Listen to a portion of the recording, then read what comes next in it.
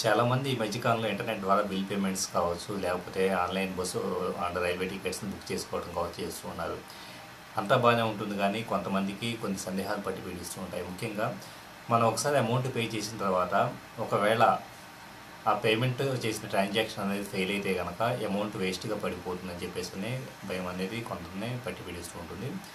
వాస్తవానికి మనం bill payments online transactions చేసేటప్పుడు జరిగే ప్రాసెస్ మొత్తాన్ని కనుక డీటెయిల్గా మనం తెలుసుకుంటే మనకి ఇలాంటి సందేహాలు ఏమి ఉండవు.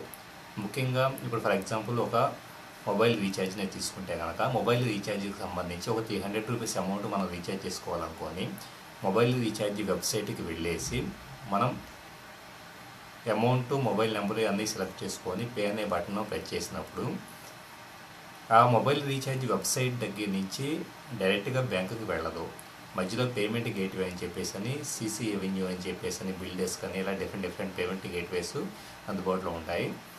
సో ఫస్ట్ ఆఫ్ ఆల్ మనం పే బటన్ ప్రెస్ చేసిన వెంటనే సిసి ఎవెన్యూ అనే సైటు ఆ అమౌంట్ ఎంత అన్నది ఆటోమేటిక్గా తీసుకొని దాన్ని మన బ్యాంకు వెబ్సైట్ ఏదైతే ఉంటుందో బ్యాంకు వెబ్సైట్కి ట్రాన్స్ఫర్ చేస్తుంది. ట్రాన్స్ఫర్ చేసిన తర్వాత అక్కడికి మనం వెళ్ళేసి మన user name passwords, internet banking user name passwords ఇచ్చేసేసి పేమెంట్ కంప్లీట్ చేస్తాం.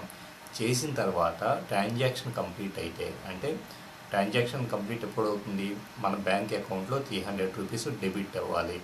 అలా డెబిట్ అయిన వెంటనే, అలా పేమెంట్ కంప్లీట్ అయిన వెంటనే మనకి ఇంటర్నెట్ బ్యాంకింగ్ వెబ్సైట్ దగ్గర నుంచి సిసి ఎవెన్యూ లాంటి పేమెంట్ గేట్వేకి కన్ఫర్మేషన్ మెసేజ్ వెళ్తుంది, అంటే పేమెంట్ కంప్లీట్ అయిపోయింది అని చెప్పేసి.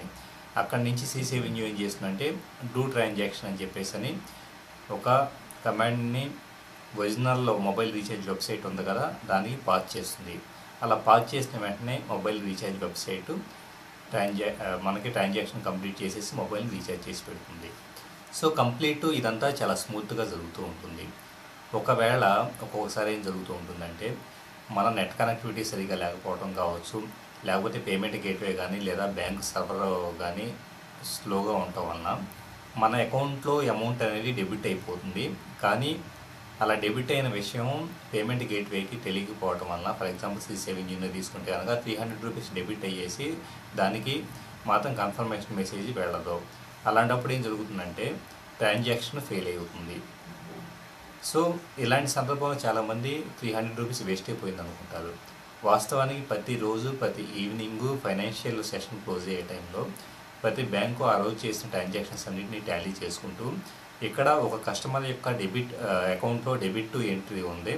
సో దానికి సంబంధించిన రిలవెంట్ క్రెడిట్ ఎంట్రీ అనేది సిసి ఎవెన్యూ లాంటి పేమెంట్ గేట్వే సైట్లోకి వెళ్ళిందా లేదా అన్నది చెక్ చేసుకుంటుంది. వెళ్ళకపోతే కనుక ఇమీడియట్లీగా ఆ 300 రూపీస్ని మన అకౌంట్లో ఏదైతే డెబిట్ చేయబడిందో ఆ అమౌంట్ని మన అకౌంట్లోనే మళ్ళీ వెనక్కి క్రెడిట్ చేస్తుంది. అంటే అక్కడ మనం ఏమాత్రం నష్టపోవట్లేదు, మన అమౌంట్ మనకు వచ్చేస్తూ ఉంటుంది. ఇక్కడ ఒక్కొక్కసారి ఏం జరుగుతూ ఉంటుందంటే కంప్లీట్ మనకి పేమెంట్ జరుగుతుంది, అలాగే ఇది కూడా పేమెంట్ గేట్వే కూడా మనకి ఆర్డర్ నెంబర్ ఇస్తుంది. కానీ ఫైనల్గా మొబైల్ రీఛార్జ్ చేయాల్సిన సైటు లేకపోతే బిల్ పే చేయాల్సిన సైట్ ఏదైతే ఉంటుందో అది ప్రాపర్గా హ్యాండిల్ చేయలేదు. అలాంటప్పుడు మనం డైరెక్ట్గా ఒక పర్సనల్ మెయిల్ని ఆ పర్టికులర్ సర్వీస్కి కంపోజ్ చేసి పంపిస్తే కనుక వితిన్ 24 అవర్స్ ఇష్యూ సాల్వ్ చేయబడుతుంది. సో ఆన్లైన్ ట్రాన్సాక్షన్స్ గురించి ఎలాంటి సందేహాలు పెట్టుకోవాల్సిన పని లేదు. Thank you very much for watching this video. ఈ వీడియో కనుక మీకు నచ్చితే మీ ఫ్రెండ్స్ కూడా షేర్ చేయగలరు.